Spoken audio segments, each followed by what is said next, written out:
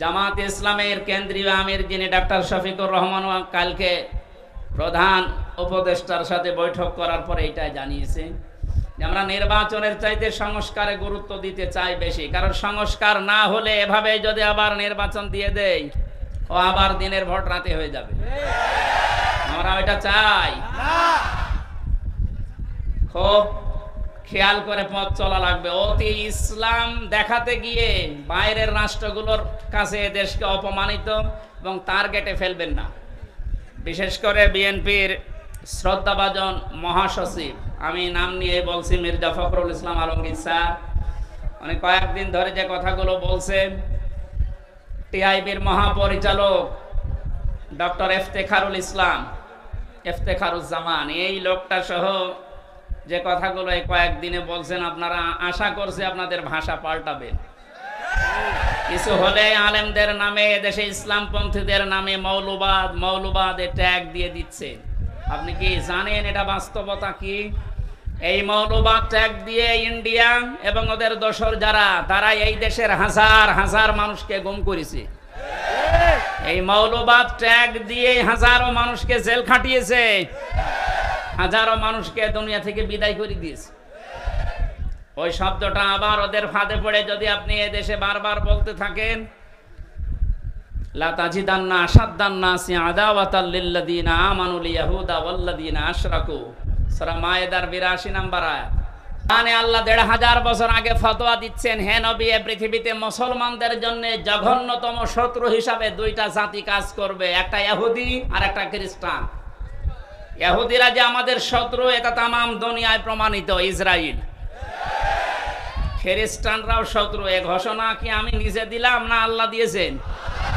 সুতরাং বারবার এ দাদা বাবুদের ফাঁদে পা দিয়ে আবার যদি মৌলবাদ এই জিকির আরম্ভ করেন, ওরা হয়তো আপনাকে চেয়ারে বসাবে, কিন্তু এদেশের হাজারো আলেম ওলামা ইসলামপন্থী মানুষেরা আবার গুম হওয়া শুরু হবে।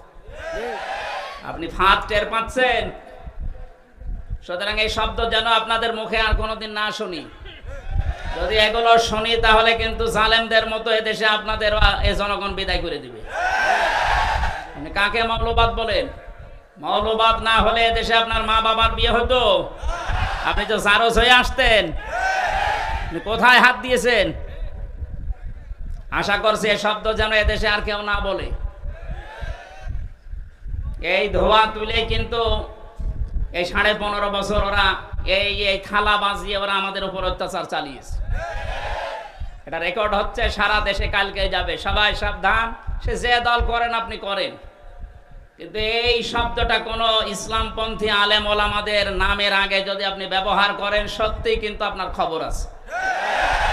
কালকে ১৫১ জন আলেম এদেশে, প্রথিতযশা আলেম যারা, সৈয়দ কামাল উদ্দিন জাফরি সহ, আমার নামও আছে, ১৫১ জন আলেম বিবৃতি দিয়েছে। পত্রিকা আপনারা দেখতে পাচ্ছেন। এই টিআইবির যিনি মহাপরিচালক এখন দায়িত্বে আছেন, এই লোকটাও জালেমদের দোসর ছিল, নয়তো এ কথা বললো কি করে? পাঠ্যপুস্তকে যে সমস্ত উল্টাপাল্টা জিনিসগুলো আপনারা ঢোকাতে চাচ্ছেন, এগুলো পরিবর্তনের জন্য যে কমিটি গঠন হয়েছে, এদের বিরুদ্ধে আলেমরা কথা বলেছিল। আপনি সমকামিতা ঢুকিয়ে দেবেন, যেটা আল্লাহর নিষিদ্ধ কাজ, আর ৯৬% মুসলমানের দেশে আমরা শুধু খাবার খাবো আর মেনে নেব, এরকম পাগল এখন আমরা হইনি। সুতরাং আমি আবার সাবধান বাণী উচ্চারণ করছি এদেশের ১৮ কোটি মুসলমানের পক্ষ থেকে, মৌলবাদের শব্দটা যেন এদেশে উচ্চারিত না হয়। আমরা সবাই মৌলবাদী, কারণ মৌল শব্দ না থাকলে আমরাই থাকি না। এটা এসেছে মূল থেকে। মূল আমাদের আল্লাহ, মূল আমাদের রাসূল। কথা বলেন না কেন?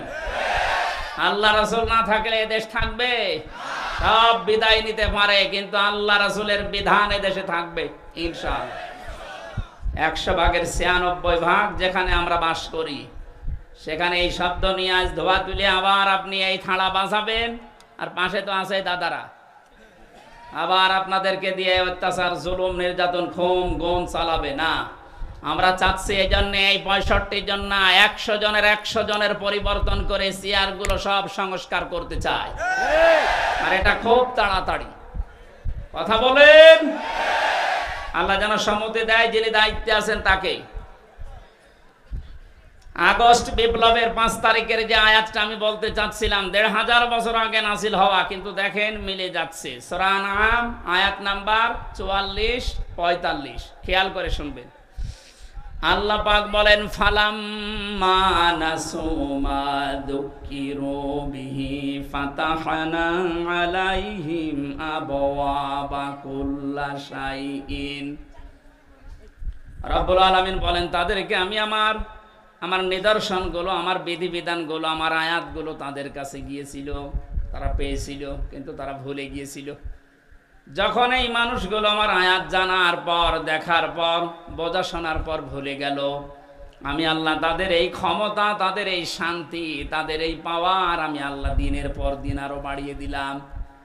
এর বাস্তবতা দেখেন। ২০০৬ সালে ২৮ অক্টোবর লাঠি বৈঠা দিয়ে জীবিত মানুষকে রাজপথে পিটিয়ে যারা মেরে ফেলেছে, কিছুদিন পরেই তো তারা ক্ষমতায় এসেছিল। কথা বলে না কেন? চিন্তা করলাম, আল্লাহ এত বড় অত্যাচার, এত বড় জুলুম মানুষ হয়ে মানুষে পৃথিবীতে করে বলে আমার মনে হয় না। জীবিত মানুষকে পিটিয়ে মারার পর তার লাশের ওপরে নাচ দিয়েছে, নৃত্য করেছে, ড্যান্স দিয়েছে, এটা পৃথিবীতে নেই, এ বাংলাদেশে হয়েছে। সিরাজগঞ্জ থেকে অনুষ্ঠান শেষ করে যাচ্ছিলাম কুষ্টিয়ায়, বাসের পেছনে, তখন বাসে চলাফেরা করতাম, রাস্তার একেবারে মাঝখানে একটা কুকুর মরে পড়ে আছে। ড্রাইভার সাহেব দেখলাম আর পিঠের উপরে চালিয়ে না দিয়ে বাম দিয়ে চালিয়ে দিল। ড্রাইভারকে বললাম, ভাই আপনি এরকম বাম দিয়ে চালালেন কেন? ড্রাইভার আমার বলছে, হুজুর আপনি দেখেন না একটা মরা কুকুর পড়ে আছে। বললাম, তো মরা কুকুর মরে গেলেই কি আর না গেলেই কি? আমার দিকে তাকিয়ে ড্রাইভার বলছে, হুজুর আপনি কি আসলে হুজুর? আপনি কেমন হুজুর? আপনি দেখছেন যে একটা মরা কুকুর পড়ে আছে, এরপর আমি ডবল করে আবার মারবো, আমার বিবেক নেই? হ্যাঁ, এই কথা শোনার জন্য আমি ছিলাম। একটা মরা কুকুর, নিকৃষ্ট জীব এই পৃথিবীতে যে দুইটা, একটা শূকর একটা কুকুর, এরকম নিকৃষ্ট জীব মরে পড়ে আছে, তারপরও আপনি গাড়ি তার উপরে দিয়ে চালিয়ে দিলেন না, যে আপনার বিবেক বাধা দিচ্ছে। অথচ দেশে অনেক মানুষ এমন আমরা পেয়েছি, জীবিত মানুষ মারার পরে লাশের উপরে ড্যান্স দিয়েছে। এদেরকে আপনি কি হিসাবে মানুষ বলেন? ড্রাইভার বলছে, হুজুর আমি জাতিতে কিন্তু মুসলমান না, আমি একটা হিন্দু মানুষ। আমি জানি এ কথা যা বললেন, ও মানুষগুলো আসলে মানুষ না, ওগুলো জানোয়ার। জানোয়ারের চাই তো খারাপ, কারণ একটা জানোয়ারের লাশের উপরে ড্যান্স দিয়েছে। আমি পৃথিবীর কোনো বইতে পড়িও নাই, শুনিও নাই, দেখিও নাই, তো বাংলাদেশে এটা মানুষ হয়ে মানুষের উপরে করেছে, আমরা দেখেছি। এত বড় জুলুম, এত বড় নৃশংস কাজ করার পরও দেখলাম আল্লাহ তাদেরকে ক্ষমতায় দিল নাকি? সেভাবেই হোক দিয়েছে। ৯ সালে আসার পরে ৫ বছর চলে গেল, মনে করলাম আল্লাহ ১৩ সাল পর্যন্ত মনে হয় ওদের আর যাবে না, শেষ করে দেবে, কিন্তু দেখলাম না, আল্লাহ শেষ করে নাই, আরো ৫ বছর টিকে গেল। ১৮ সাল, কত ১৮ সালে মনে করলাম না, যা করেছে এতদিন এ আর বাঁচার কথা না, এ শেষ হয়ে যাবে এবার, কিন্তু দেখলাম না, ওরা আবার টিকে গেল। ১৫ বছর পার হয়েছে কেন জানেন? কোরআনে কারিমের সূরা আলে ইমরানের ১৭৮ নম্বর আয়াতে আছে, ওয়ালা ইয়াহসাবান্নাল্লাযীনা কাফারু আন্নামা নুমলি লাহুম খায়রুল লিআনফুসিহিম ইন্নামা নুমলি লাহুম লিয়াজদাদু ইসমা ওয়া লাহুম আযাবুম মুহিন। সূরা আলে ইমরানের আয়াতের তাফসিরে ফি জিলালিল কোরআনে মুফাসসির এভাবে দিয়েছেন। আল্লাহ পাক, আমি ব্যাখ্যাটা করতে গেলে সময় লাগবে, জন্য তাড়াতাড়ি করছি। আল্লাহ পাক বলেন, হে নবী আপনি কি মনে করেন এই জালেম, এই কাফের যারা, অবিশ্বাসী যারা, তাদেরকে আমি আল্লাহ এই যে ক্ষমতা, পাওয়ার, টাকা পয়সা, দুনিয়া সব দিয়ে রেখেছি, ওরা মনে করছে আমাদের ভালোর জন্য দিয়েছে, অথচ না, ওদের কল্যাণের জন্যে, ওদের ভালোর জন্য এটা আমি আল্লাহ দেয়নি, আমি দিয়েছি। এই ক্ষমতা নিয়ে, টাকা পয়সা নিয়ে, এই শরীর স্বাস্থ্য নিয়ে, প্রভাব প্রতিপত্তি নিয়ে যেন পাপ করতে করতে ওদের পাপের বোঝা পরিপূর্ণ হয়ে যায়। তাই হয়েছে। পরিপূর্ণ যখন হয়ে গেছে, আলাহুম আযাবুম মুহিন, তখন আমি ওদেরকে অপমানজনক শাস্তি দেওয়ার জন্য আল্লাহ রেডি। ওই যে সূরা আনআমের 44 নম্বর আয়াত যে বলছিলাম, এই আয়াতের তাফসীর ওই জায়গায় আছে, দেখেন মিল যাচ্ছে। আল্লাহ পাক বলেন, মানুষগুলো যখন আমার আয়াতগুলো আস্তে আস্তে বলতে বলতে নিজেকে পর্যন্ত ভুলে গেছে, এই 15.5 বছরে নিজে কি ও তাও মনে নেই। সব যখন ভোলা শেষ, আল্লাহ পাক বলেন, ফাতাহনা আলাইহিম আবওয়াবা কুল্লি শাইইন। ওই মানুষগুলোর জন্য আনন্দের যে দরজা আছে, একটার পরে একটা আমি আল্লাহ সব বাবের বহু বচন আবওয়াব সবগুলো খুলে দিলাম। ওরা এত আনন্দিত হয়েছে, হাত্তা ইদা ফারিহু বিমা উতু, তাদেরকে যে সুখ সৌন্দর্য, তাদেরকে যা আমি দিয়েছি নিয়ামত হিসাবে, এগুলো পাওয়ার পরে তারা এত বেশি খুশি, এত বেশি খুশি, ওরা আর মনে নেই আল্লাহর বিধান কি ছিল তাদের উপরে, এগুলো সব ভুলে গেছে যারা। আল্লাহ পাক তখন তাদের জন্য আয়াতের মাঝের অংশে বলেন, ফাআখাযনাহুম বাগতাতান ফাইযা হুম মুবলিসুন। অতঃপর আমি আল্লাহ তাদেরকে পাকড়াও করলাম আকস্মিক ভাবে তাদেরকে আমি ধরলাম বাগতাতান। তারা নিরাশ হয়ে পড়েছে। আপনি দেখেন 5 তারিখে দুপুরের পর থেকে ওরা জীবনে কল্পনাও করে নাই যে এভাবে আমাদের পরাজয় হবে। আল্লাহ আয়াতের শেষের দিকে জানিয়েছেন, ফাকতিয়া দাবিরুল কওমিল্লাযিনা যালামু, আমি আল্লাহ নিজে জালেমদের যত শিকড় ছিল সব কেটে সাফ করে দিয়েছি। সুতরাং এদেশে জালেমদের আর কোনো শিকড় আসতে বলেন নেই। 2-1টা যদি থাকে, ও মুখ বের করলে ধরা খাবে। 2-1টা উকি ঝুঁকি মারছে, আপা বুবু মায়ের কথা শুনে। ওরা তো বুবুকেও মা বলে, মাকেও আপা বলে। ওখান থেকে বারবার একটু সাহস দেয় যে ওদের নাম লিস্ট করে রাখো, আমি আসতেছি, তুমি আসো। বলে আমি চট করে ঢুকে পড়বো, চট করে ঢুকবেন আর ফট করে আয়না ঘরে ঢুকিয়ে দেব। আমরা তো বেশি করছি না, যা করেছেন আমরা তাই করব, কথা বলেন না কেন? এই জন্য জালেমদের এই শিকড় পর্যন্ত 5 তারিখে আল্লাহ তুলে দিয়েছে। না তো দরবেশের মতো মানুষ দাড়ি কেটে নম হয়ে গেছে। বাংলাদেশের শ্রেষ্ঠ ধনী তালিকায় ওর নাম ছিল, 36,000 কোটি টাকা মারিং কাটিং করিস।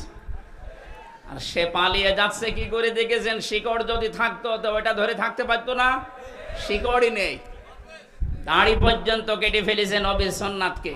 তাহলে বোঝা যাচ্ছে ওদের ওই 72 রাকাত নামাজ, তাহাজ্জুদের নামাজ বলে 72 রাকাত পড়তো। আরে ভাই, তাহাজ্জুদের নামাজ তো 8 রাকাত থেকে 12 রাকাত, তো 72 রাকাত পড়তো মানে ইসলামের নিয়ম নীতি নিয়ে ফাজলামি করা, দাঁত ফেলে দেওয়া দরকার এই বেয়াদবগুলো। এই জন্য পালিয়েছে ওইভাবে। কি ধোকা দিয়েছে মানুষকে, দেখেছেন যে আমি 72 রাকাত নামাজ পড়ি তাহাজ্জুদের। শয়তান তাহাজ্জুদের নামাজ মাত্র 2 রাকাত 2 রাকাত 2 রাকাত 2 রাকাত 8 রাকাত, নাই খুব বেশি হলো 12 রাকাত। তুই 72 রাকাত পড়িস মানে ইসলামের নিয়ম নীতি নিয়ে ফাজলামি করা। মা যেমন বলতো লাকুম দীনুকুম ওয়ালিয়া দীন, রাহুল বুখারী, ওরাও তাই করে। অথচ আলাউ তাকাব্বালা আলাইনা বা'দাল আকাবিল লা আখাযনা মিনহু বিল ইয়ামিন। সূরা হাক্কাতের 44, 45, 46 নাম্বার আয়াতে আল্লাহ জানিয়েছেন, আমার কোরআনের ভেতরে কোনো কথা যদি নবী পর্যন্ত বলে যে এটা আল্লাহ বলিস, অথচ আমি বলি নাই, ওই কথা যদি নবী নিজের কথা কোরআন বলে চালিয়ে দেয়, আমি নবীর নিজে, আমি আল্লাহর নবীর, আমি আল্লাহর নিজে আমার নবীর ডান হাত চেপে ধরতাম না। এটা ঠিক হয় লা আখাজ না, এখানে ফাইল আল্লাহ নিজে। আমাদের সিলেবাস ভুক্ত আলেম যারা আমরা আছি এটা ভুল করি অনেকে। আমার মনে হয় এই অনুবাদটা পাল্টানো দরকার। আমি ওইটাই পড়ে আলেম হয়েছিল। আখাজ না মিনহু বিল ইয়ামিন, মিনহু বিল ইয়ামিন, বি মানে দ্বারা, দিয়ে কর্তৃক, ইয়ামিন মানে ডান হাত। আল্লাহ তাআলা বলেন আমি আমার ডান হাত দিয়ে নবীকে ধরতাম, নবীর ডান হাত ধরতাম না। এখানে আপনি শব্দের দিকে খেয়াল করে মিলান, মিলছে না। এই জন্য আলেম যারা আছেন, একটু যারা উপরে আছে বা যারা শিক্ষা ব্যবস্থায় আছে, আয়াতগুলো যেখানে আছে আয়াতের এই শাব্দিক অর্থগুলো, বিশেষ করে বঙ্গ অনুবাদগুলো আমার মনে হয় ঠিক করা দরকার। গিরিশচন্দ্র সেন হিন্দু বেটা তো এমন এমন কিছু দিয়েছিল যেগুলোর কারণে আমরা অনেকেই একটু ভুল করে ফেলি। শব্দের দিকে খেয়াল করে পড়লে অথচ অবশ্যই এটা হবে না। লা আখাদ না, এখানে সরাসরি আল্লাহ নিজে বলছেন আমি ধরতাম। কি দিয়ে ধরতাম? বিল ইয়ামিন, ডান হাত দিয়ে। নবীর ডান হাত ধরতাম, আমরা এইটা পড়েছি, অথচ আল্লাহ বলেন আমার ডান হাত দিয়ে আমি ধরতাম নবীকে। কেন ডান হাতের নাম দিলেন? মেনহবি শিমাল দিলেন না কেন? বাম হাতের নাম দিতে পারতেন না? কথা বলছে না কেন? আল্লাহর বাম হাতে একটু শক্তি কম, তাই ওনার বাম হাতে থাপ্পড় খেয়েছেন। বাম হাতের নাম না দিয়ে ডান হাতের নাম দিলেন কেন? আমরা সচরাচর যেটা দিয়ে উদাহরণ দিলে বুঝি ভালো, আল্লাহ ওই উদাহরণ কোরআনে সেট করেছেন বেশি। আমরা বাস্তবে দেখি যে আমাদের বাম হাতের চাইতে ডান হাতের শক্তি, ক্ষমতা, পাওয়ার একটু বেশি, নাকি? কথা বলেন। আমরা যেহেতু বুঝবো ভালো ডান হাত দিলে, কারণ এটা ছাড়া এটা পাওয়ার বেশি না। এটা দিয়ে ধরলে যেভাবে শক্ত করে ধরা যায়, এটা দিয়ে ওইভাবে ধরা যাবে? আল্লাহ জন্য নিজের ডান হাত এখানে ব্যবহার করে শক্ত জানিয়েছেন যে আমি আমার ডান হাত দিয়ে নবীকে ধরতাম, তার মানে শক্তভাবে। লা খাজনা মিনহু বিল ইয়ামিন সুম্মা লাকাতানা মিনহুল ওয়াতিন, এবং আমার নবী যেটা দিয়ে কথা বলে কণ্ঠনালী কেটে ফেলে দিতাম। হামা মিনকুম মিন আহাদিন আনহু হাজিসিন, আর এই ব্যাপারে আমাকে বাধা দেওয়ার মতো কারো সাধ্য নেই। কে বলছেন? তাহলে কোরআনের ভেতরে আল্লাহর নবী পর্যন্ত কোনো কথা বানিয়ে বলতে পারেন নাই। যদি বলতেন, আল্লাহর ঘোষণা দেখলেন, ডান হাত দিয়ে চেপে ধরতাম আমি, আর তার কণ্ঠনালী চেপে কেটে ফেলা দিতাম। কেউ আমাকে বাধা দেওয়ার ক্ষমতা রাখতো না। অথচ এই দেশে লক্ষণ সেনের 850 বছর আগে পালিয়েছিল, তার মেয়ে পালিয়েছে এই 5 তারিখে। 850 বছরের ইতিহাস ভেঙ্গে মহিলা পালিয়েছে। কোরআনের আয়াত বলতো লাকুম দীনুকুম ওয়ালিয়া দীন, আর বলতো রাহুল বুখারী, এটা বুখারী শরীফে আছে। তাহলে ওর কি কেটে ফেলা দরকার বলেন তো? কণ্ঠনালী কাটলে হবে? নবীর যদি আল্লাহ কণ্ঠনালী কাটতে চায়, ওরে টুকরা টুকরা করা লাগবে। কোরআনের কথা আপনি হাদিসের নাম দিয়ে চালাবেন মানে? সবগুলো এরকম, সব মেকি। দাড়ি রেখেছিল তাও মেকি দাড়ি, নাই তো পালানোর সময় দাড়ি কাটলো কোন কারণে? কথা বলে না কেন? ফাকতিয়া দাবিরুল কওমিল্লাযিনা যালামু, জালেমদের শিকড় আমি আল্লাহ কেটে দিয়েছি, একেবারে মূলোৎপাটন করে ফেলেছে। এই জন্য আয়াতের শেষে আল্লাহ বলেন আলহামদুলিল্লাহি রাব্বিল আলামিন, প্রশংসা সব আমি আল্লাহর জন্য। সুতরাং এই দেশে এখন থেকে কিয়ামত পর্যন্ত যারাই আসুক, প্রশংসা আল্লাহ বাদে কোনো বাবার, কোনো স্বামীর আর হবে না ইনশাআল্লাহ। আমরা ওই আল্লাহর জন্য প্রশংসায় নত হয়ে বলছি আলহামদুলিল্লাহ। দরুদ আর সালাম পড়ছি নবী মুহাম্মদ রাসূলুল্লাহ সাল্লাল্লাহু আলাইহি ওয়াসাল্লামের প্রতি। আজকের তেলাওয়াত কিন্তু আয়াত আপনাদের সবারই প্রায় মুখস্থ আছে। সূরা লাহাব। কোন সূরা? নবীজির যে 10 জন চাচা ছিল, নবীজির বাবা মিলে 11 জন। 10টা চাচার ভেতরে 2 জন আমরা জানি মুসলমান হয়ে তারা জান্নাতি, হযরত আব্বাস, হযরত হামজা। আজ বৈষম্য বিরোধী ছাত্র আন্দোলনে 152 জনের 108 জন ইসলামী ছাত্র শিবিরের নেতা কর্মী। এইটা দেখার পরে অনেক মুনাফিক এবং আলেম নামে জালেম, ওই যে বাতিলের 5টা গোলাম যারা ছিল, যারা কেন্দ্রীয় মসজিদে ইমামতি জোর করে নেওয়ার জন্য জুতা খেয়েছে। কি নির্লজ্জ! জুতা খাওয়ার পরে বলছে যত জুতা আমারে মেরেছে একটা আমার গায়ে লাগেনি। কত বড় শয়তান! শয়তান ওর কথা শোনে আর বলে আল্লাহ তুমি আমারে শয়তান বানিয়েছে। ওর বাবা কিন্তু ভালো ছিল, মাওলানা শামসুল হক ফরিদপুরি রহমতুল্লাহ আলাইহি, এইরকম বাবার কাছ থেকে এই কালপিট আসলো কি করে?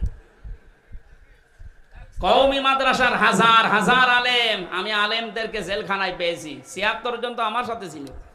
মাওলানা মামুনুল হক, মাওলানা শাকাওয়াত হোসেন রাজিজ, খালিদ সাইফুল্লাহ আইয়ুবী, জনায়েদ আল হাবিব ভাই সহ যতগুলো আলেম পেয়েছি, সব এই রুহুল আমিনের নামে বদদুয়া করত, বলে আমাদের সম্মান মান সব শেষ করে দিয়েছে। এরকম একটা বিশ্ব বিখ্যাত জালেমকে সে কওমি জননী নাম দিয়েছে। আবার দাঁড়িয়েছে নৌকা মার্কা নিয়ে। ও যদি কুকুর মার্কা নিয়ে দাঁড়াতো তাও পাস করত। নৌকা মার্কা নিয়ে মানুষ দাঁড়ায়, এটা ঘৃণিত হয়ে গেছে। মার্কাটা এখন ঘৃণিত। এখন অবস্থা যায় এই দেশে, কেউ যদি বলে যে আমি নৌকার লোক, ওরা পিটিয়ে মেরে ফেলবে মানুষ। 15.5 বছরে যেমন ইসলাম পন্থী আমি এ কথা বলার ক্ষমতা আমাদের ছিল না, আল্লাহ পুরাটা উল্টিয়ে দিয়েছে। বলেন, এ কাজটা করেছে খালি এ ছাত্র আর ছাত্রী ভাইরা না, এ কাজটা করেছে সরাসরি আল্লাহ নিজে। সূরা আনআম 44 নম্বর আয়াত তার প্রমাণ। ফালাম্মা নাসু মা যুক্কিরু বিহি, যখন তারা আমার জিকির, আমার আলোচনা, আমার আয়াতগুলো ভুলে যায়, তখন তাদের শান্তি বৃদ্ধি করে দেয়। এমন বৃদ্ধি করেছিল আল্লাহর কোরআনে পর্যন্ত ভুল ধরত। রিমান্ডে আমি যে অফিসারগুলো পেয়েছিলাম মুসলমান নামে, খুব সুন্দর সুন্দর নাম, আব্দুল মান্নান, আসাদুজ্জামান, শেখ ইমরান হোসেন, জাহিদ হাসান, আতিকুল ইসলাম ভইয়া, নাম সুন্দর না? রিমান্ডে আমারে মাটির নিচে নিয়ে বলতো আল্লাহর এই জায়গায় ভুল হয়েছে। আল্লাহ তো এমনি ধরেনি, শেষ পর্যন্ত ধরেছে এই কারণে। এখন পরিচয় দেওয়া দূরের কথা, খালি মাঝে মাঝে বলে হুজুর দোয়া করেন। কি দোয়া করবো? আপনি যা করেছেন দোয়া বের হয়, দোয়া চাবেন না, দোয়া পরিবর্তে কিন্তু বদদোয়া বের হবে। এজন্য আমার মনে হচ্ছে আগস্টের 5 তারিখে আল্লাহ যেটা করেছে এটা শুধু ছাত্র ছাত্রীরা করে না, আল্লাহ নিজে করেছে। কথা বলেন। আল্লাহর এই নিয়ামতের শুকরিয়া আমরা আদায় করব, দাম দেব এই নিয়ামতের ইনশাআল্লাহ। নিয়ামতের শুকরিয়া আদায়ের মাধ্যম আমি এর আগে বহুবার বলেছি। কয়টা বলেন তো? 3টা। 1 নম্বরে আপনাকে বলতে হবে যে এটা নিয়ামত। এই যে বাক স্বাধীনতা আমাদের ছিল না, আমরা যে ফিরে পেলাম, এটা নিয়ামত না? হ্যাঁ, নিয়ামত আমাদের। আমরা এই দেশে 100 জনের 58 জন এখন চাচ্ছে দেশে ইসলাম কায়েম হোক এদের কাছে। বাকি 28 জন এরা শুধু থালা নেওয়ার ধান্দায় আছে, আমি নাম নিলাম না। আর বাকি 14 জন এখন ওই যে জালেমদের দোসর আছে, ওরা কিন্তু এটা নিয়ামত মনে করে না, ওরা গজব মনে করে। কি হয়ে গেল? আল্লাহ যে ফাইদা হুম মোবিলিজেশন দিয়েছেন। মোবিলিজেশন মানে হতাশ হয়ে যাও। হঠাৎ করে নিরাশ হয়ে পড়লে যে কি হয়ে গেল। আমার তো মনে হয় 1500 বছর আগে করার না, এখন দেখে দেখে আল্লাহ নাজিল করছে। যে কথা বলতেছিলাম, আমরা নিয়ামতের শুকরিয়া আদায়ের প্রথম মাধ্যম আমরা স্বীকার করছি এদেশের 100 জনের অন্তত 58 জন যে হ্যাঁ এ বিষয় আল্লাহর নিয়ামত। এটা কি? 2 নম্বরে আমাদের অন্তরের ভেতরে একটা শান্তি লাগবে, এটা আমাদের লাগে। এই লাগে না? এই বিজয় পাওয়ার পরে এখনো শান্তি পাচ্ছেন না কারা? হাত তোলেন তো। যাক আলহামদুলিল্লাহ, যে নিয়ামত যে এটা আমরা বুঝতে পারছি। 3 নাম্বার কি? 3 নাম্বার হচ্ছে যে উদ্দেশ্যে আল্লাহ এই নিয়ামত দিয়েছেন, এই নিয়ামতকে ওই জায়গা মতো পৌঁছিয়ে দেওয়া। বাক স্বাধীনতা ছিল না, আল্লাহর বিধান প্রকাশ্যে আমরা মানতে পারতাম না। বলেন হ্যাঁ, নামাজ পড়তাম। কিসের নামাজ পড়তেন আপনি? 10 জন মানুষ নামাজের পরে যেটা চুপ করেন, একটু বসেন ভাই, কথা বলবেন না, কথা বলেন বন্ধ করেন। 10 জন মানুষ নামাজে যেটা পড়ে, নামাজের ওই পঠিত বিষয় যদি নামাজের পরে 10 জন মিলে একটু আলোচনা করতো, বলতো গোপন পরামর্শ করছে। এই কথা বলেন, এই অবস্থা ছিল না, এখন আছে ওইটা। 10 জন না 10,000 মানুষ নিয়ে নামাজে যা পড়েছেন ওইটা ব্যাখ্যা করেন, কেউ কিছু বলবে না, আরো যারা বাধা দেয় তারা এসে বসে পড়বে। এই যে এই বাস্তবতাটা আমরা তৈরি করতে চাই। ডক্টর মোহাম্মদ ইউনূস গত পরশুদিন ঘোষণা দিয়েছেন ইসলাম অনুযায়ী দেশ চলবে, আলহামদুলিল্লাহ। আমরা চাই তার এই কথাটা যেন ঠিক থাকে। ক্ষমতায় যে আসে আসুক, না আসে না আসুক, ওটা দেখার দরকার নেই। আমরা চাই ইসলাম দিয়ে দেশ চলবে। কারণ 53 বছর বহু খেল দেখেছি, এই খেলা আমরা আর দেখতে চাই না। দেখতে চাই এ দেশ আল্লাহর কালাম দিয়ে চলছে। কথা বলেন, কারা চান মনে প্রাণে এই নিয়ামতকে দেখে? লিল্লাহে তাকবীর।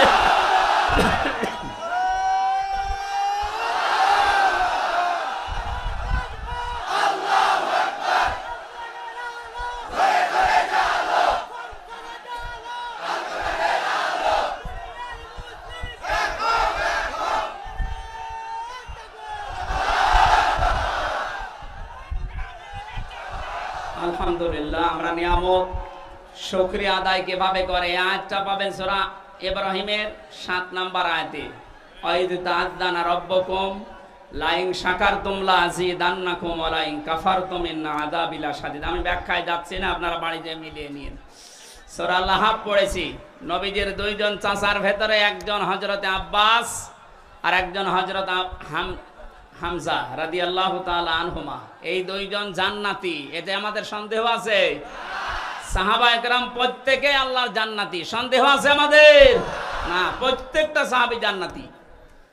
এই যে যার নাম বললাম নবীর চাচা আব্বাস, উনি অনেক আগে মুসলমান হয়েছিলেন কিন্তু প্রকাশ করেননি।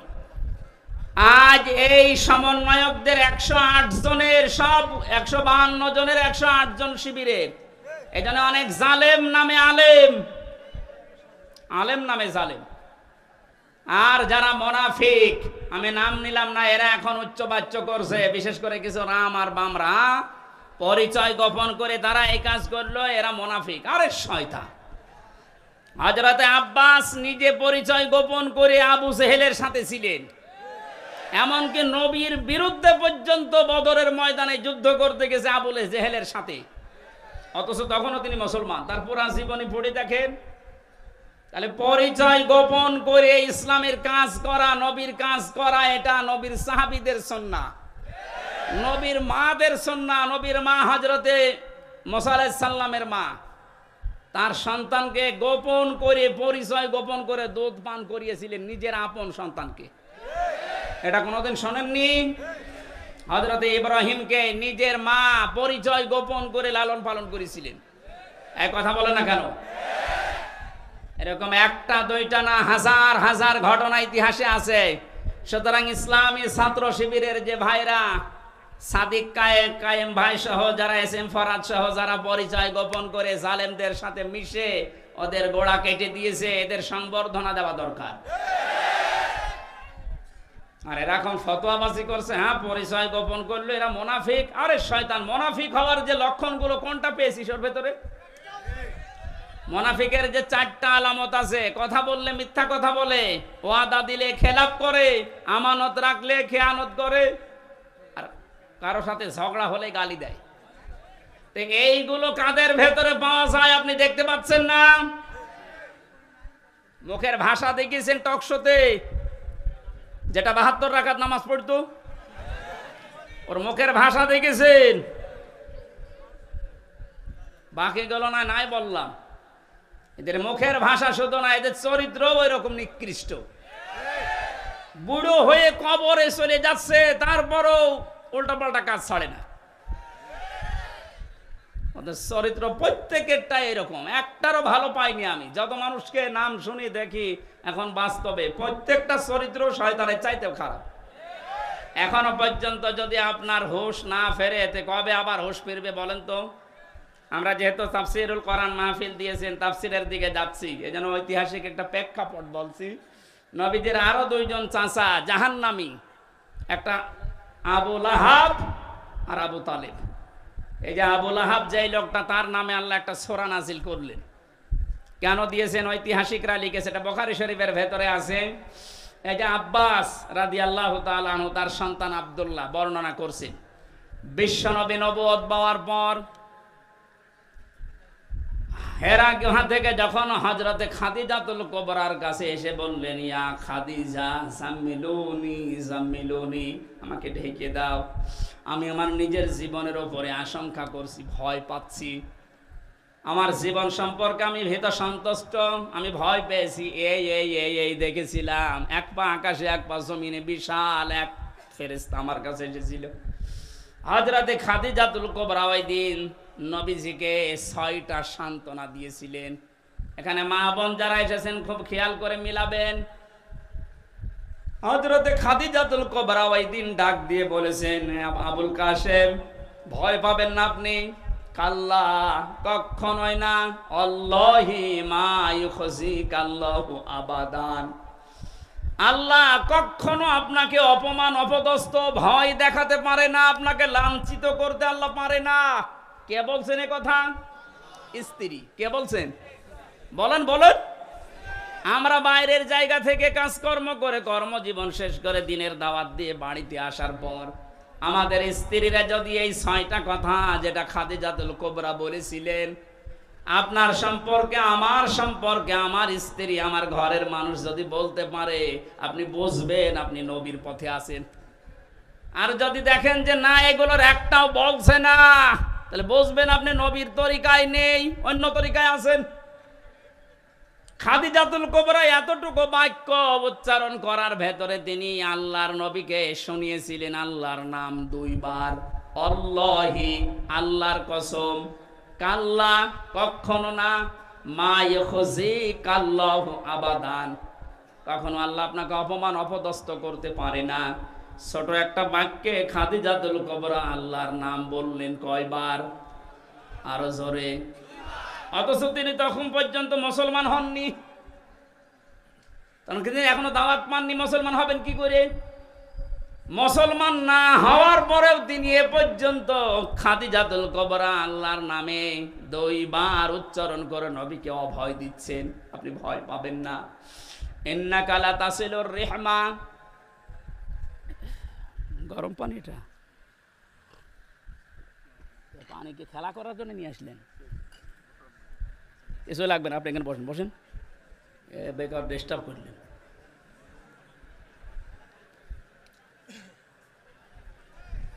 এদিকে আছে আপনাদের মনোযোগ। হযরতে খাদিজা বলেছিলেন, হে নবী, হে আমার স্বামী, ইন্নাকা লা তাসিলুর রিহমা, আপনি রেহেমের সম্পর্কগুলো ঠিক রাখেন। তার মানে এই যে আত্মীয়তার সম্পর্কগুলো আপনি ঠিক রাখেন, এটা এত বড় গুরুত্বপূর্ণ একটা বিষয়।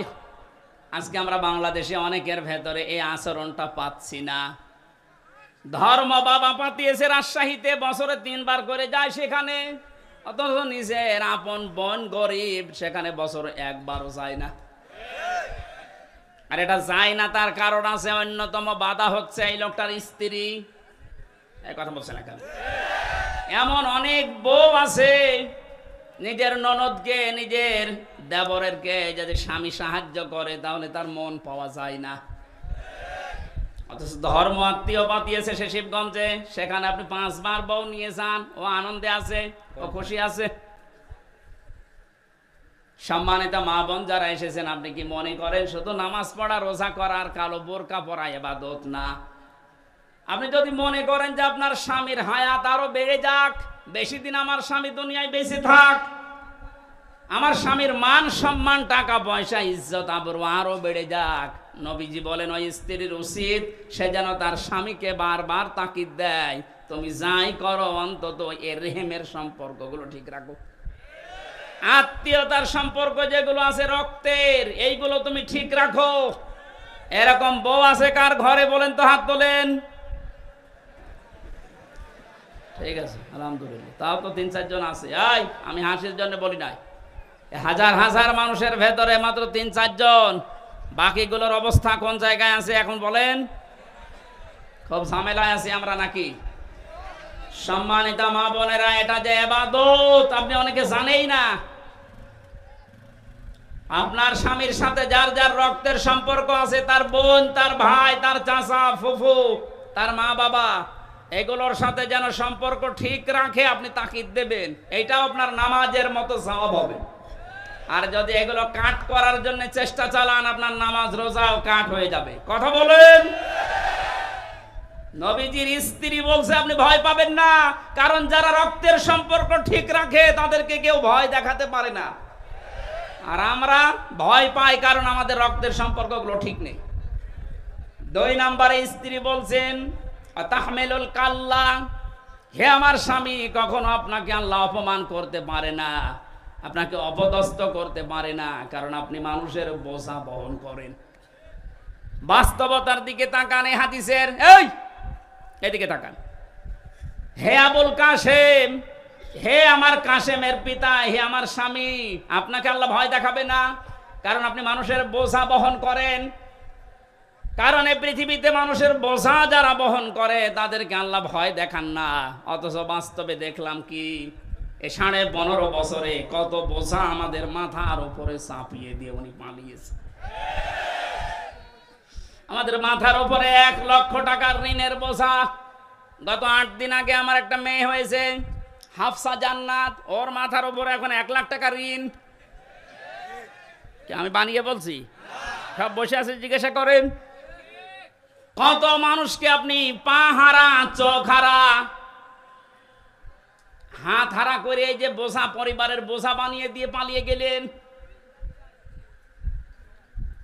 হাজার হাজার কোটি টাকা নিজের মেয়ের নামে, ছেলের নামে, নিজের নামে, বোনের নামে, আত্মীয় স্বজনের নামে, শুধু দলের নামে পাচার করে করে এ বোঝা এ দেশের উপরে আপনি রেখে গেলেন। এই মহিলাকে আমার মনে হয় আপনি বলা ঠিক হবে না। কোনো খারাপ শব্দ থাকলে একটু বলেন তো দেখি,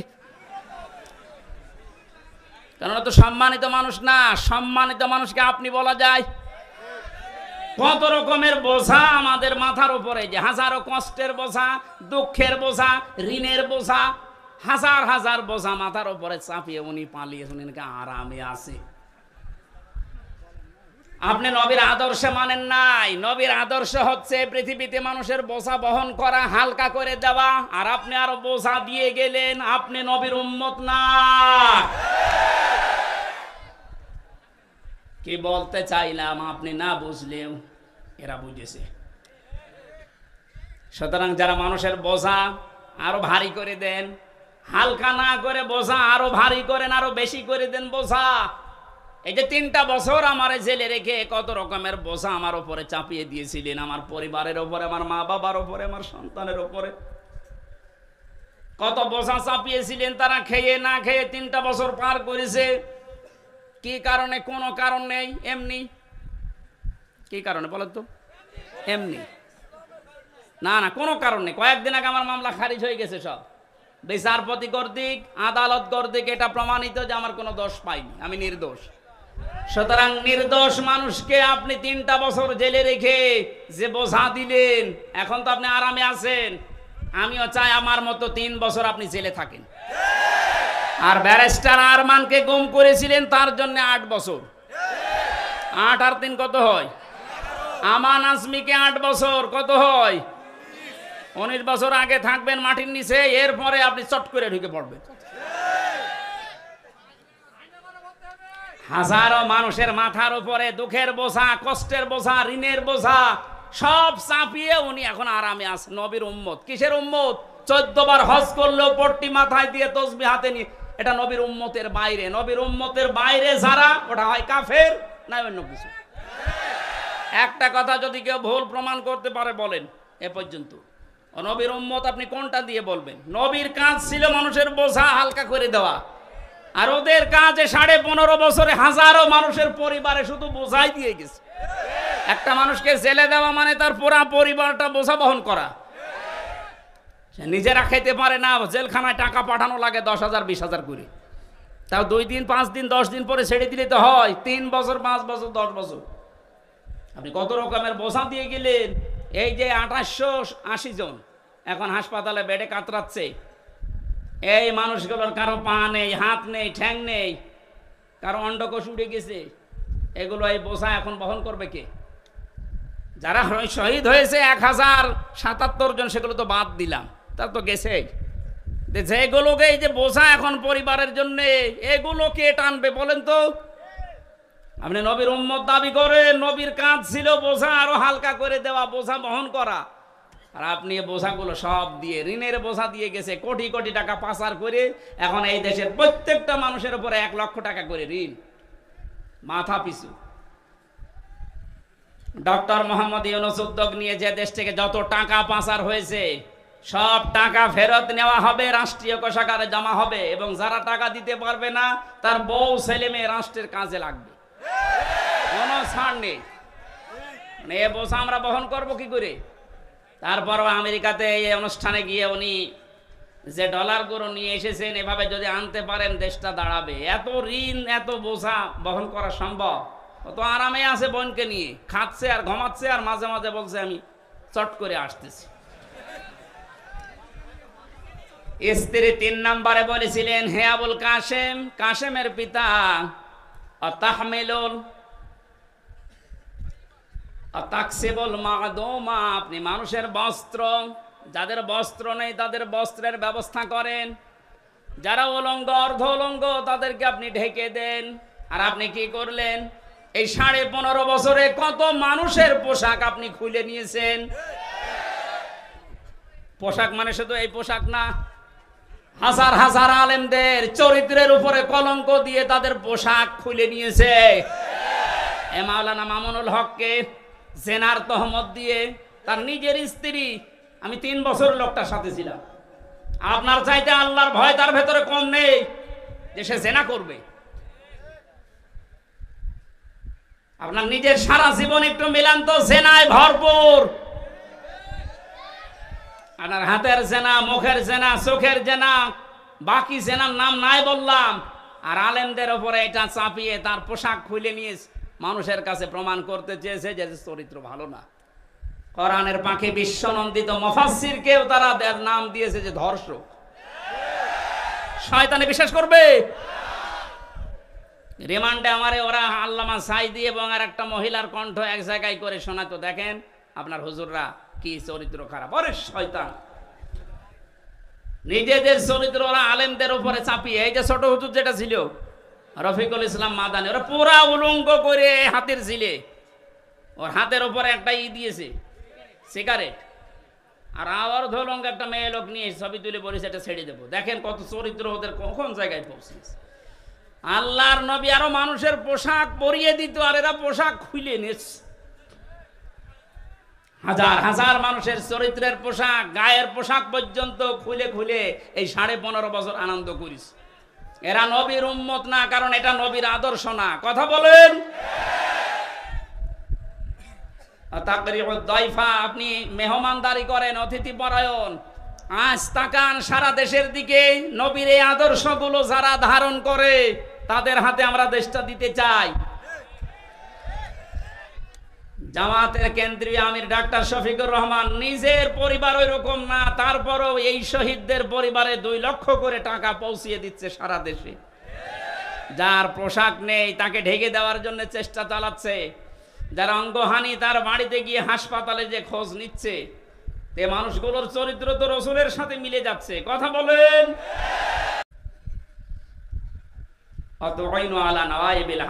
আপনি হককে সাহায্য করেন, হক প্রতিষ্ঠার জন্য কাজ করেন।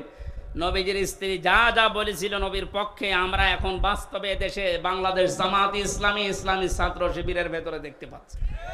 আপনি যাই বলেন, মন খারাপ করেন আর খুশি হন, এইটাই বাস্তব। তাহলে হাদিস বাদ দিয়ে দেন। এগুলো মিলে যাচ্ছে, খাপের খাপ মমতাজের বাপ। আমরা করব কি মিলে গেলে? আপনার সাথে তো মিলছে না। হ্যাঁ, আপনি নিয়ে আসেন আপনার সাথে কি মিলছে, আমি দেখাচ্ছি। সূরা লাহাব আপনার সাথে মিলবে, বলবো। সুতরাং নবীর হাদিসের সাথে যাদের জীবন চরিত্র মিলে যাচ্ছে তাদেরকে একটু দিয়ে দেখা যায় না যে কেমন চলে দেশটা। 53 বছর তো দেখেছি। ডাক্তার শফিকুর রহমান ঘোষণা দিয়েছে 15 বছর লাগবে না, মাত্র 10 বছর আমাদের হাতে দেন, চাঁদাবাজ এ নাম বাংলাদেশে থাকবে না। একটু বিশ্বাস হয় না আপনাদের? একটু দিয়ে দেখেন না কেন? কত মানুষের নাম তো শুনলাম আমরা, কেউ পারে নাই, আরো চাঁদাবাজি করেছে। 5 তারিখের বিকাল আসতে দেরি, আগস্টের অনেকে চাঁদাবাজিতে লেগে পড়েছিল, এখনো হাতে থালা পায়নি। তাই যদি অবস্থা হয়, থালা পেলেও তো বড় চাঁদাবাজ হবে। সুতরাং আমরা চাই এমন মানুষকে দিতে যিনি ঘোষণা অলরেডি দিয়ে দিয়েছে, যদি ইসলাম এদেশে ক্ষমতায় আসে আমাদেরকে যদি আপনারা দেন, আমরা জাতির শাসক হব না, খাদেম হব। চাঁদাবাজ না, ভিক্ষা করে খাবেন, চাঁদাবাজি করবেন না, ঘোষণা দিয়েছেন উনি কালকে। কথা বলে না কেন? একটাবার একটু দেওয়া যায় না? আমরা দিতে চাই। আমি সাধারণ মানুষ হিসাবে আহ্বান জানাচ্ছি, এবার আমরা দিতে চাই। কথা বলেন।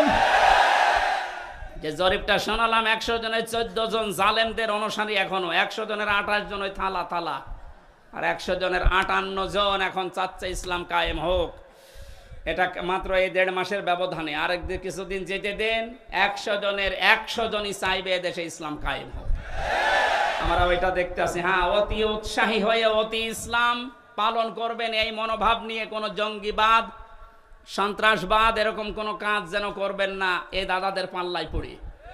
কারণ ওরা আপনাদেরকে অতি ইসলাম এটা মানার আগ্রহ দেখিয়ে আবার ওই ট্যাগ দেবে, মৌলবাদ, জঙ্গি, উগ্রবাদী এরকম ট্যাগ দিয়ে শেষে বিশ্বের কাছে আবার কালার করবে। আবার ওই থালা হাতে নেবে, নিয়ে আবার গোম খুন শুরু হবে। কথা বলবে না। আমরা এ সুযোগ আর দিতে চাই না। অতি ইসলাম না, যেভাবে ইসলাম পালন করা দরকার বাবা আস্তে আস্তে শুরু করে। সূরা লাহাব, নবীজি এখানে নবুয়ত পাওয়ার পরেই চলে গেলেন বাতাহা নামক একটা পাহাড়ের উপরে উঠে তিনি ইয়া সাবাহা, ইয়া সাবাহা বলে ডাক দিলেন। তিনি একটা লাল কাপড় উড়িয়ে দিয়েছিলেন। এটা ছিল ওই জামানার এই স্যাটেলাইট। কারণ এখন যেমন এই যে এই মিডিয়াগুলো কাজ করছে এটা ছড়িয়ে দেওয়ার জন্য, ওই জামানার স্যাটেলাইট ছিল, মিডিয়া ছিল এই লাল কাপড়। এই পাহাড়ের উপরে কেউ যদি লাল কাপড় উড়িয়ে দিত, এলাকার মানুষরা মনে করতো যে লোকটা বিপদে আছে, সবাই গিয়ে পাহাড়ের পাদদেশে হাজির। বিশ্ব নবী তখন ডাক দিয়ে বললেন, হে আমার জাতির লোকেরা, আমি যদি বলি এই পাহাড়ের পাদদেশে একদল সৈন্য আছে, তোমাদেরকে আক্রমণ করবে তারা, তোমরা কি বিশ্বাস করো আমার কথা? এক বাক্যে সবাই বলেছে, হ্যাঁ মুহাম্মদ, জীবনে তোমাকে আমরা মিথ্যা কথা বলতে শুনিনি, অবশ্যই বিশ্বাস করব। হঠাৎ করে নবীজি তখন তাদেরকে দাওয়াত দেওয়ার উদ্দেশ্যে বললেন, আমি যে কালেমা নিয়ে এসেছি, যে ইসলাম নিয়ে এসেছি, তোমরা যদি এটা পড়তে অস্বীকার করো, আল্লাহর গজবের ফেরেশতারা উৎপেতে আছে, তারা তোমাদের আক্রমণ করবে। সঙ্গে সঙ্গে তারা পনেই চাচা আবু লাহাব ও ছিল একটু পেছনে,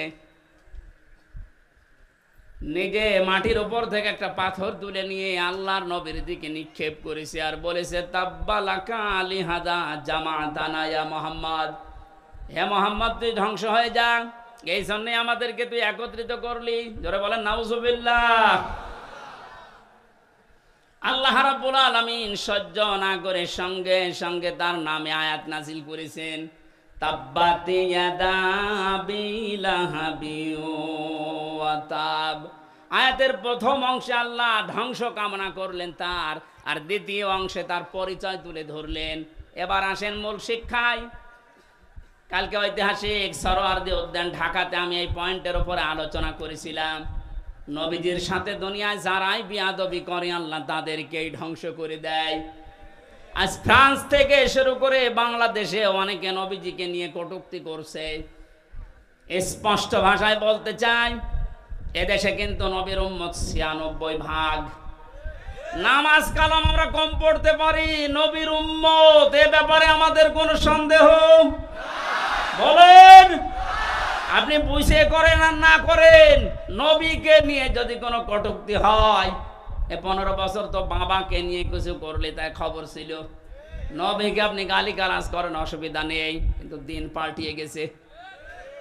এখন থেকে কিয়ামত পর্যন্ত আমরা ঘোষণা দিয়ে দিলাম, এদেশে যদি সত্যিই কেউ নবীকে নিয়ে উল্টাপাল্টা কোনো মন্তব্য করেন, কোন দলের, কোন গোষ্ঠীর, কোন পরাশক্তির আর দেখা হবে না, দাঁত ভাঙা জবাব দেওয়া হবে ইনশাআল্লাহ। আল্লাহ নিজে বরদোয়া দিলেন, তাব্বাত ইয়াদা, আবু লাহাবের 2 হাত ধ্বংস হয়ে যাক। প্রশ্ন আসতে পারে, ও পাথর মেরেছিল কয় হাত দিয়ে? তাহলে এই হাতও ধ্বংস করে দিলেন মানে? আপনি যদি এই মোবাইলটা এখান থেকে এখন ছুড়ে মারেন, আমার এই হাত নড়েনি? আর কথা বলেন না কেন? পাথরটা যখন এইভাবে নিক্ষেপ করেছিল, এই হাত নড়াচড়া করে সাহায্য করেছিল। আল্লাহ জন্য ইয়াদান নিয়েছিল, শব্দটা ইয়াদানি এজাফতের কারণে ওটা পড়ে গেছে। আল্লাহ দিয়ে বচন দিলেন, এই জন্য ইয়াদুন না দিয়ে ইয়াদা একালিপ টান আছে। তাব্বাতি ইয়াদা আবি লাহাবি ওয়া তাব। আল্লাহ বলেন আবু লাহাবের দুই হাতি ধ্বংস হয়ে যাক, এবং সে ধ্বংস হয়েছে। জবাব হচ্ছে এই, যেহেতু এই হাত নড়াচড়া দিয়েছে, আজ বাংলাদেশে পাঠ্য পুস্তকে যে কমিটি বানানো হয়েছে, এখানে মুসলমানদের আলেম এদেশে কম আছে। 5 জন আলেমকে নিতে পারেন না, এক কথা বলে না কেন? নাস্তিক মুরতাদদের দায়িত্ব দিয়ে ওরা সমকামিতা ঢোকাতে আছে। পুরুষে পুরুষে নাকি বিয়ে করবে, মহিলা মহিলায় বিয়ে করবে। আল্লাহর পুরা সিস্টেম পাল্টিয়ে ফেলছে। কোন জাতি, কোন সৃষ্টি যদি তার নিজের আকৃতি পাল্টিয়ে ফেলে, তাকে মেরে ফেললেও কোনো গুনাহ নেই। এটা আমি বানিয়ে বললাম, সূরা নেসার ভেতরে আছে। কোন সৃষ্টি যদি তার নিজের আকৃতি পাল্টিয়ে ফেলে, এই জন্যই তো নবীজি আয়াতের ব্যাখ্যায় আছে, বিশ্ব নবী জানিয়েছেন, কোন মহিলা যদি পুরুষের সাজসজ্জ গ্রহণ করে, তার উপরে 24 ঘন্টা আল্লাহর লানত। কোন মহিলা, কোন নারী যদি নিজের আকৃতি পাল্টিয়ে পুরুষের বেশ ধরে, কোন পুরুষ যদি নিজের আকৃতি পাল্টিয়ে মহিলার বেশ ধরে, আর সিনেমা, নোবেল, নাটক যারা বানাচ্ছেন, নারীর বেশ পুরুষে ধরছে, পুরুষের বেশ নারী ধরছেন, ধরেন, আমরা নিষেধ করছেন। আপনার জাহান্নামে যেতে চান, আরো দরকার হয় পাছায় লাথি দিয়ে দেব, কোনো অসুবিধা নেই। কিন্তু সাবধান, আজ এ সমস্ত নোবেল নাটক এই বানিয়ে অনেক রসুলের দাড়ি লাগিয়েছে, রসুলের টুপি মাথায় দিয়েছে, জোব্বা গায়ে দিয়ে, প্রেম প্রীতি এগুলো দেখাচ্ছে। আমরা এটা সামনে আর মেনে নেব না। বিশ্ব নবীর আদর্শ দিয়ে কলঙ্কিত করে সিনেমা বানাবেন, এটা দেশের মুসলমানেরা অনেকে বোঝে না, তাই কিছু বলে না। বুঝে যদি ফেলে, আপনার কিন্তু খবর হয়ে যাবে। সুতরাং আগামীতে এরকম সিনেমা আমরা বন্ধ করতে চাই, এরকম নোবেল, নাটক, থিয়েটার আমরা বন্ধ করতে চাই, যেখানে রসুলের দাড়ি, তার টুপি, তার জোব্বাকে অপমান করা হচ্ছে। এগুলো দিয়ে একটা বেপরদা মহিলার সাথে প্রেম প্রীতি করবে, আর ওগুলো দেখাবে মানুষকে। এটা যেহেতু বিভিন্ন ভাষায় ড্রাবিং হবে, সারা পৃথিবীতে যাবে, মানুষ বুঝবে যে মুসলমানদের নবীর চরিত্র মনে হয় এরকম ছিল। নবীর চরিত্র কি এরকম ছিল? বিশ্বনবী মসজিদে নামাজ পড়তে যাওয়ার সময় একটা বেপরদা মহিলা সামনে পড়েছিল, সঙ্গে সঙ্গে নিজের দৃষ্টিকে নিম্নগামী কমে বাড়িতে আসলেন, হযরতে হাফসাকে ডাক দিলেন। হযরতে হাফসাকে ডাক দিয়ে মন মতো দেখলেন। হযরতে হাফসা বলেন, হে রাসূল, আপনি তো মসজিদে যাচ্ছিলেন, হঠাৎ এসে আমাকে দেখা আরম্ভ করলেন। নবীজি বললেন, দেখো, মসজিদে যাওয়ার সময় একটা বেপরদা মহিলা আমার সামনে পড়েছিল, আমি তাড়াতাড়ি এসে ওকে না দেখে তোমাকে দেখলাম, কারণ ওকে দেখলে আমার কবিরা গুনাহ হবে, তোমাকে দেখলে আমার সওয়াব হবে। যে নবীর চরিত্র এত পুত পবিত্র, তার টুপিকে, তার দাড়িকে আপনি এই নিলয় আলমগীর নাকি এক শয়তান আছে, এর মুখে লাগিয়ে প্রেম প্রীতি শেখাচ্ছে। কথা বলে না কেন? যারা এগুলো করছেন, এর পেছনে যারা বাম হাতের মতো নাড়াচাড়া দিচ্ছেন, আমরা কিন্তু তাদের চিনি। পাঠ্যপুস্তকে যারা ৯৬% মুসলমানের দেশে উল্টাপাল্টা জিনিস লাগাচ্ছেন, এই 2 জন নাস্তিকের কাজ না, এর পেছনে অনেক রাঘব বল মনে হয় হাতে, এই বাম হাতের মতো নাড়াচাড়া দিচ্ছে। যারা দিচ্ছেন সাবধান, আল্লাহ যদি ধরে, এই হাত শুধু না, এই হাত ধ্বংস করে দেবে, এবং ধ্বংস হবে নতাব্বা। আবু লাহাব যেমন নিজে ধ্বংস হয়েছিল, আজ যারা ইসলামের বিরুদ্ধে, নবীর বিরুদ্ধে ডান হাত ব্যবহার করছেন, বাম হাত দিয়ে অনেকে পেছন দরজা দিয়ে নাড়াচাড়া দিচ্ছেন, আপনি ধ্বংস হবেন, মাস্ট বি ধ্বংস হবেন। মা আগনা আনহু মালুহু ওয়া মা কাসাব, আপনার সম্পদ আদি যা অর্জন করেছেন একটাও কাজে আসবে না। বাস্তব প্রমাণ এই দরবেশের, একটা টাকা কাজে আসতেছে। শুনলাম হাট আর এই অবৈধ টাকা নিয়ে সে নাকি এখন রিমান্ডে, বাড়ির খাবার খাচ্ছে। বাড়ির খাবার, আমাদেরকে মাখানো খাবার এনে দিতেন, আর এত বড় দেশের শত্রু, ৩৬,০০০ কোটি টাকা যার কেলেঙ্কারি, তারে বাড়ির খাবার খাওয়ানো হচ্ছে। মানে দেশের মানুষ এখনো জানে না। যদি জানে যে অফিসে তার এরকম জামাই আদর করা হচ্ছে, অফিস কিন্তু উড়িয়ে যাবে। কথা বলেন, জালেমদের কোনো ক্ষমা নেই। যাদের মেকি দাড়ি ছিল, দাড়ি কেটেছে, দাড়ি কাটা মানে রসুলের গলায় ছুরি লাগানো। এই শয়তান বলে মাঝে মাঝে হজে যায়। কিসের হজে যায়? আমি যাই কয়বার হজে গেছি, শুনলাম এখানে আসবে দরবেশ, কোন তারা, কাবা শরীফের পাশে যে টাওয়ারটা, ওই টাওয়ারে থাকে, সব সময় আল্লাহর ঘর দেখে, সুবহানাল্লাহ পড়ে। কিসের সুবহানাল্লাহ? এদিকে সুবহানাল্লাহ পড়ে আর এদিকে টাকা খাওয়া পাচার করে। ওর এই সম্পদ গুলো একটা আল্লাহ কাজে আসতে দেয়নি, সব ধ্বংস করে দিয়েছে। সায়াসলা নারং যাতা লাহাব, অতি শীঘ্রই আমার আল্লাহ তাদেরকে বলতে, এই যে আবু লাহাব যার নাম, এর নাম ছিল আব্দুল উজ্জা, এত বড় এত সুন্দর ছিল তার চেহারা, আগুনের লেলিহান শিখা যেটা ওই যে উপর দিয়ে জোহব্বার মতো বের হয়ে যায়, ওই রকম চেহারা ছিল তার।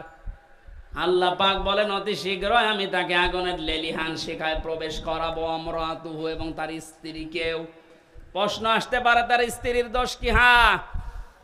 আজ এই বাংলাদেশে আমরা অনেকে আবু লাহাবের স্ত্রী উম্মে জামিলের মতো মহিলা সচক্ষে দেখতে পাচ্ছি। আবু লাহাব তো করেছে, তার স্ত্রী পর্যন্ত নবীকে কষ্ট দিয়েছিল। নিজের সন্তানকে, দুইটা সন্তানকে নবীর দুই মেয়ের সাথে বিয়ে দিয়েছে। আল্লাহর নবীর মেয়ে হযরত উম্মে কুলসুম এবং রুকাইয়া, এই দুইটা মেয়েকে বিয়ে দিয়েছিল ওতবার ওতাইবার সাথে। এই দুইটা ছেলের সাথে বিয়ে দিয়ে নবীজি যখন দিনের প্রচার আরম্ভ করলেন, এই সূরা লাহাব যখন নাজিল হচ্ছিল, তখন এই মহিলা নিজে তার ছেলে দুইটাকে ডাক দিয়ে বলেছে, দেখো মুহাম্মদ আমাদের নামে কবিতা বানিয়েছে, গালিগালাজ করে। জোরে বলেন নাউজুবিল্লাহ। কোরআনের আয়াতগুলো কি কবিতা? আরো জোরে বলেন। নিজের ছেলেকে ডাক দিয়ে বলছে, এই মুহূর্তে মুহাম্মদের দুইটা মেয়ে তার মুখের উপরে তালাক দিয়ে ফেলে দিয়াই। এমনিতেই নবীজি অসহায়, গরিব মানুষ, নিজের সংসারে ওই সময় চলে না। যারা মেয়ের বাবা আছেন একটু ভাবেন তো, দিনের কাজ করতে গিয়ে আপনার দুইটা মেয়েকে যদি জামাই সঙ্গে সঙ্গে তালাক দিয়ে বাড়িতে দিয়ে যায়, একটা বাবার জন্য পরিস্থিতি সামাল দেওয়া কত কঠিন বলেন।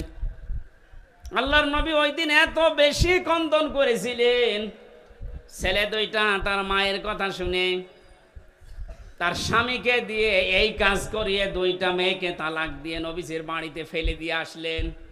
নবীজি ডাক দিয়ে বললেন, আল্লাহ পাক তুমি দুইটা কুকুর পাঠাও এই দুইজন মানুষের জন্য। এত বড় কঠিন অবস্থায় আমার দুইটা মেয়েকেও আমার পরিবারে দিয়ে গেল তালাক দিয়ে। আল্লাহর নবীর এই কথা শোনার পর ওরা বাড়িতে গিয়েছে। এই উম্মে জামিল আবু লাহাবের স্ত্রী ডাক দিয়ে বলে, সন্তানেরা যা করেছো মারহাবা তোমাদের।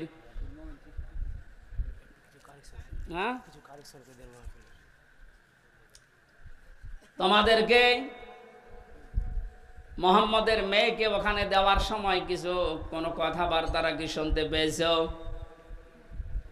আবু লাহাবের দুই সন্তান উতবা আর উতাইবা ডাক দিয়ে বলে, আম্মা আবু লাহাব, আমার বাবার কথা মতো আপনার কথা মতো আমরা দুইটা বোনকে তালাক দিয়ে এসেছি। মুহাম্মদ কান্নাকাটি করছিল আর আসার সময় বলেছে আমাদেরকে নাকি দুইটা কুকুরে খাবে, বাঘে খাবে। আবু লাহাবের স্ত্রী উম্মে জামিল ডাক দিয়ে বলছে, সন্তান এতক্ষণ যা বলছিলে শুনছিলাম ভালোই লাগছিল, এখন যেটা বললে এটা তো কেমন লাগে? কারণ ও ছেলে যা বলে তাই হয়ে যায়। তোমাদেরকে খুব সাবধানে রাখা লাগবে। ইয়ামেন থেকে একটা মানুষের কাছে গাছ বেঁধে নিজের, এটা তাফসিরে হাক্কানির ভেতরে পেয়েছি, ইয়ামেন দেশ থেকে একজন অগ্নি পূজকের কাছ থেকে গাছ বেঁধে নিয়ে নিজের সন্তানের হাতে আর মাজায় লাগিয়ে দিয়েছে। এই যে আজ যারা মহিলারা তাবিজ কবজ করে ওর উপরে বিশ্বাস করে, তাবিজ ব্যবহার করা শিরিক। হাদিসে স্পষ্ট নিষেধ, তাবিজ ব্যবহার করা যাবে না। কেউ যদি ঝাড় ফুঁক করতে চান, সূরা নাস, ফালাক আর সূরা ফাতিহা পড়ে আপনি ফু দিতে পারেন, এতটুকুই যথেষ্ট। এটা নবীজি সাহাবীরা করতেন। তাবিজ কবজ লাগিয়ে বিশ্বাস করা লাগবে এটা আমাকে বাঁচাবে, এই বিশ্বাস আবু লাহাবের স্ত্রীর। বলেছিল মুহাম্মদ যেহেতু এই বরদোয়া দিয়েছে যে বাঘে খাবে তোদেরকে, সুতরাং এ কথা হয়েও যেতে পারে বাঘে যেন না খায়, এই হিসাবে আমি বাবার কাছ থেকে এই যে গাছ পড়া নিয়ে এসেছি। মাজায়ার হাতে বেঁধে দিলেন, ডাক দিয়ে বললেন খুব সাবধানে থাকা লাগবে। আবু লাহাব দুইটা সন্তানকে নিয়ে গেছে ব্যবসা করতে সিরিয়ায়। প্রতিমধ্যে ওই দেশে প্রবেশ করার পরে লোকজন ডাক দিয়ে বলছে, দুইটা কি? বলে আমার ছেলে। যে দেশে এমনিতেই বাঘের উৎপাত বেশি, আর আপনি ছেলে নিয়ে এসেছেন, তাড়াতাড়ি দেশে পাঠান। এ বয়সে ছেলের আমরা খুব নিরাপদে রাখি, খুব খুব সতর্কতার সহিত রাখি এ বয়সের ছেলেদেরকে। আবুল আহাব ডাক দিয়ে বলছে, ঠিক আছে, এখন তো নিয়ে যাওয়া সম্ভব না, আজকের রাতটা যাক। মাসা বানিয়েছে উপরে, ছেলেদেরকে উপর তালায় দিয়েছে, আর নিচে ও পাহারা দিচ্ছে বসে বসে মানুষকে দিয়ে, নিজেও। ঠিক নবীজির এই বরদোয়া, রাতের বেলা আল্লাহ পাক দুইটা বাঘ পাঠিয়ে দিয়েছেন। প্রথমে এসে আবুল আহাবের এবং ওর যে পাহারাদার ছিল তাদের মুখ শুকেছে, দেখে না, এক লাফে উপরে গিয়ে দেখে দুইটা ছেলে ঘুমিয়ে আছে। বুক চিরে রক্ত পান করে যখন বেরিয়ে যাচ্ছে, আবুল আহাব তখন তাকিয়ে দেখছে যে যা, সব শেষ। নবীজি যা বলেছিলেন যে দুইটা বাঘ আল্লাহ পাঠাও তোমার পক্ষ থেকে, দুইটা কুকুর পাঠাও, ঠিক আল্লাহ তাই পাঠিয়ে ধ্বংস করে দিয়েছে। ১৫০০ বছর হয়ে গেল, এখন আর আবুল আহাব নেই, আবুল আহাবের স্ত্রী নেই, কিন্তু তার পেতাত্তারা আছে, তার আত্মীয় স্বজন আছে।